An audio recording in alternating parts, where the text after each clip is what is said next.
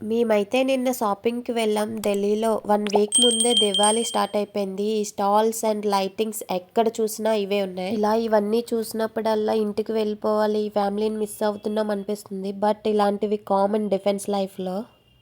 ఢిల్లీలో అయితే winter start అయిపోయింది. సో, అందుకనే పిల్లల కోసం వింటర్ వేర్ అయితే తీసుకుందామని వచ్చాం. ఇక్కడ చూసిన డ్రెస్ మీలో ఎంతమందికి నచ్చింది? నాకైతే చాలా బాగా నచ్చింది. బట్ ట్రయల్ వేయటానికి లేదు అన్నారు. దివాళీ వల్ల అసలు ట్రయల్ చేయటానికి అవ్వదు.